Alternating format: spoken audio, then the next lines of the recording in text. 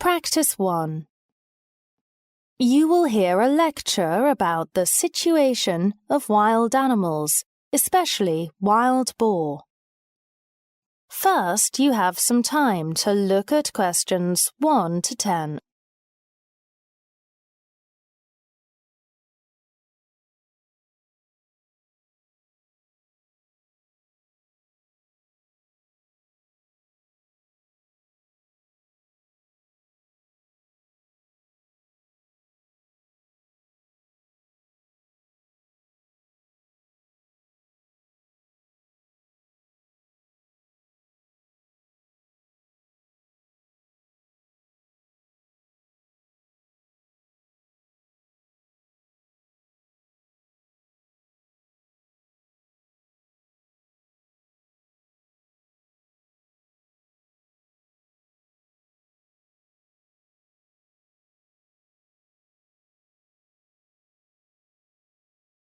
Now listen carefully and answer questions 1 to 10. Good morning. My name's Jim Robinson, and today we're going to look at the control of wild animals, specifically wild boar. Now, boar have been natural inhabitants of Western Europe for thousands of years, but in recent years, there has been a surge in boar activity that poses real threats. Boars are not currently on the protected animals list, which is perhaps why there has been a spike in their breeding activity. Boars are an indigenous species and are particularly plentiful in rural France and the Bavarian uplands of Germany.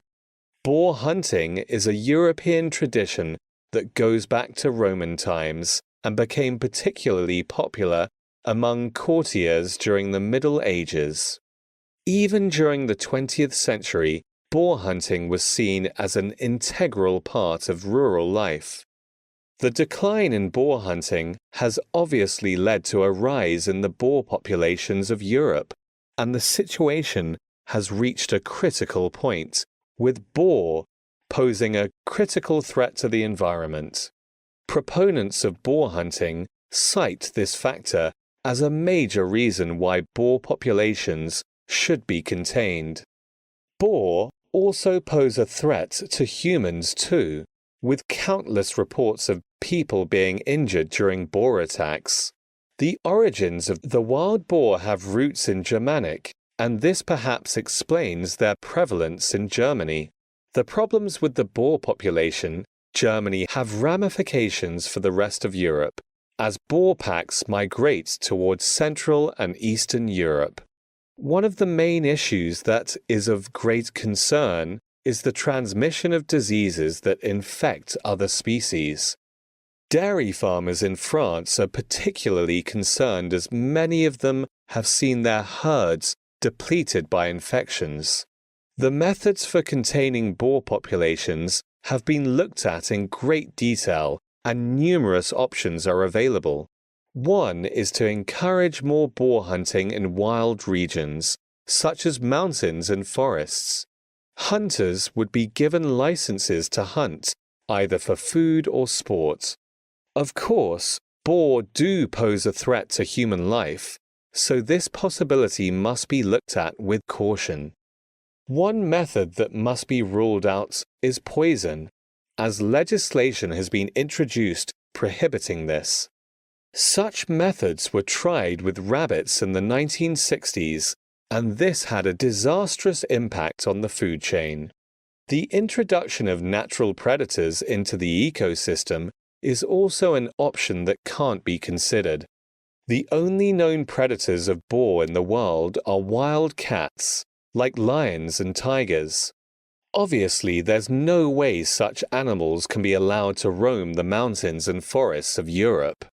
Given the threat that boars pose to humans, it is imperative that forest-dwelling boar are kept well away from people in cities. This is absolutely essential, as human safety must be the main priority of policymakers. By the 11th century, boars in several European countries were becoming increasingly rare in Great Britain. King Charles attempted to reintroduce boars in the New Forest area of the country, yet the entire population was almost wiped out during the battles of the English Civil War, when roaming soldiers hunted them for food. During the 1980s, wild boar rearing was encouraged and boar populations began to rise again. By the 1990s, there was a huge rise in the number of boar across England, due in large part to the species no longer forced to live in captivity. Many boar have broken free from farms across England and are breeding at a rapid rate.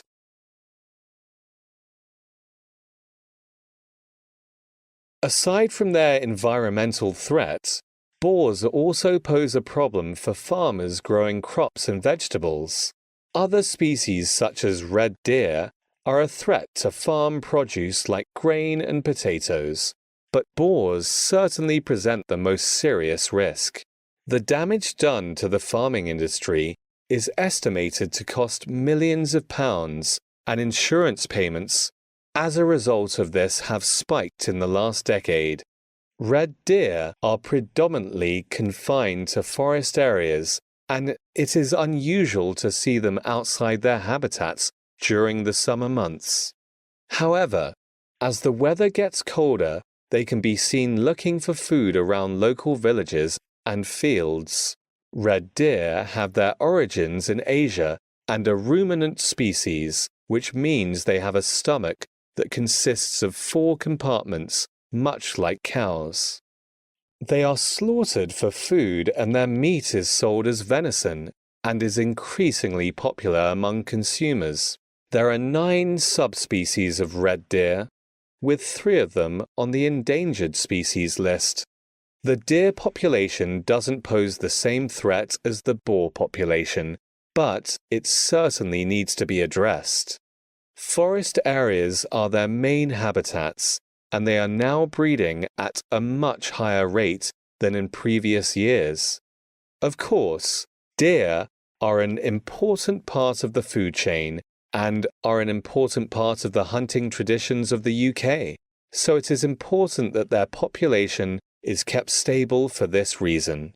Though the real concern is the problems that deer present for farmers who have seen their crops suffer in devastating ways. Protection needs to be offered, and many farmers report building large perimeter fences around their fields to keep deer out, which costs them a huge amount of money. Government funding is so far inadequate to offer the protection farmers need, but ways are being looked at to provide subsidies through other means.